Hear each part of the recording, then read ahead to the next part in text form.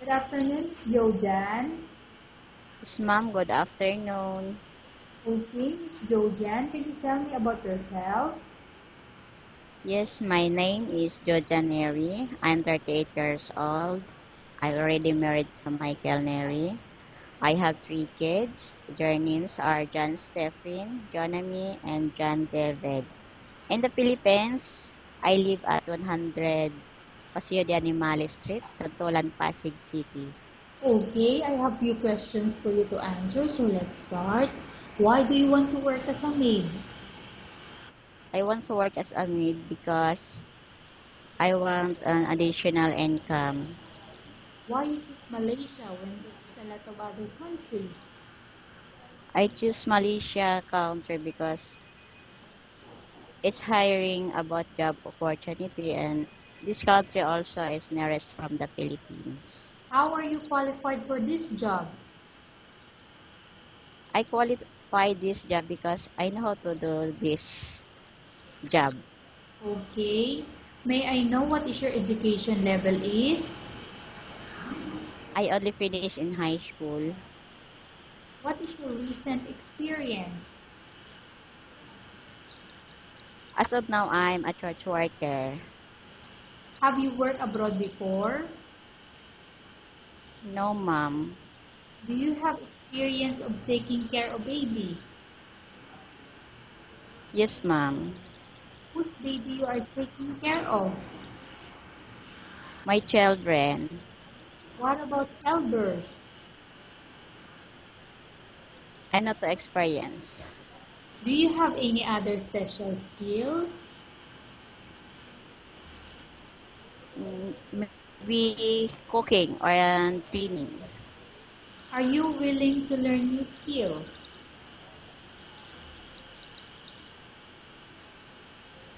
Are you Yes, willing, ma'am. are you willing to work with a family where the mother-in-law or any relatives stay together? Yes, ma'am. Currently, are you still working? No, ma'am.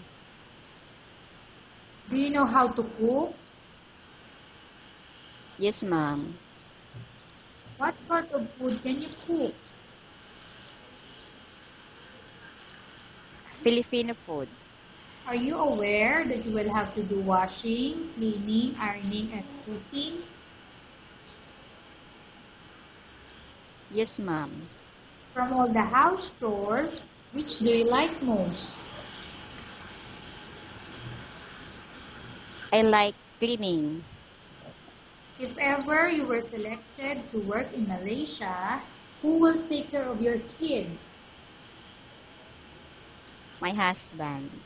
You are not allowed to use handphone during working hours. Yes, ma'am.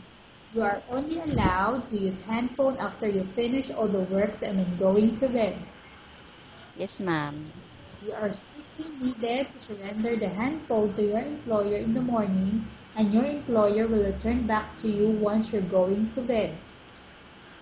Yes, ma'am. If ever your employer finds out that you're abusing of using your handphone and it's affected your work performance, your employer will confiscate your handphone and you're not allowed to hold it anymore. Instead, your employer will allow you to call to your family 3 times in a month. You're only allowed to bring normal phone and you're not allowed to bring smartphone. Are you agreed for the terms and conditions? Yes, ma'am. Are you agreed for the regulation for the handphone?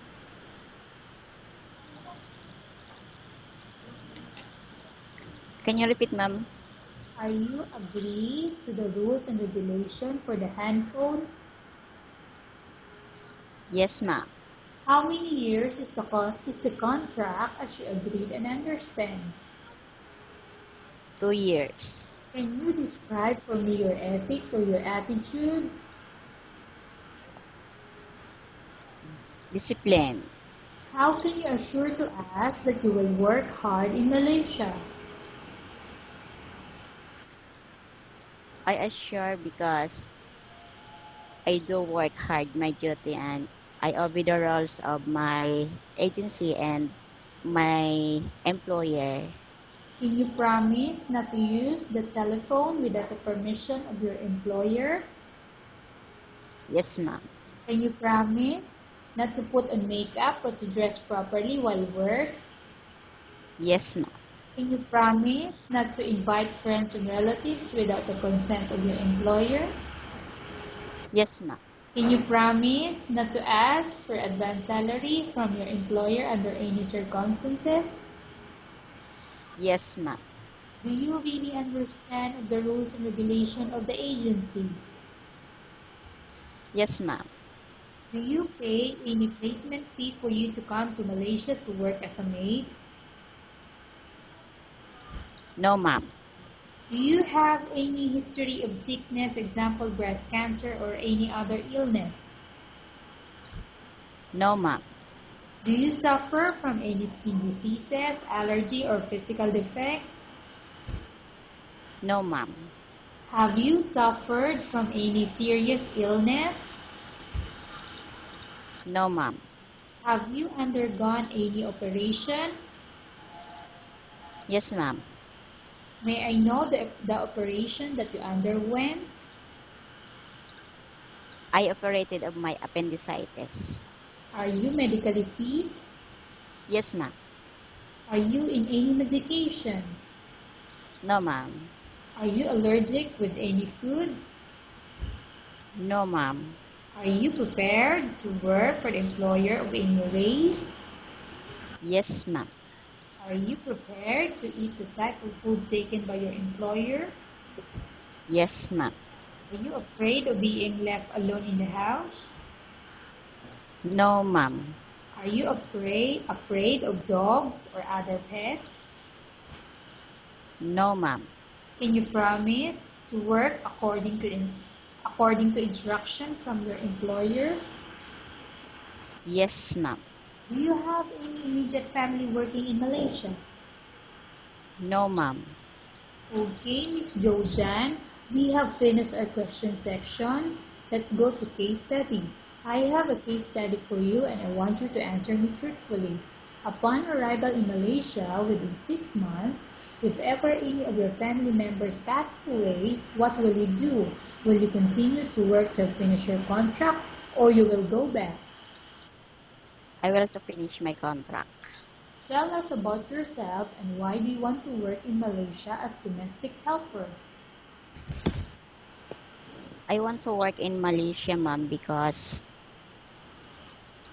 I want to help my family and my parents. Okay, Miss Jojan, what do you want to tell to your employer who watching your video? Yes, ma'am. If I have an employer, I say that I'm not a perfect person, but I want to do my best to serve you to your family. Okay, thank you very much, Miss Jojan. We will update your agency if there's any selection made by the employer. Yes, ma'am.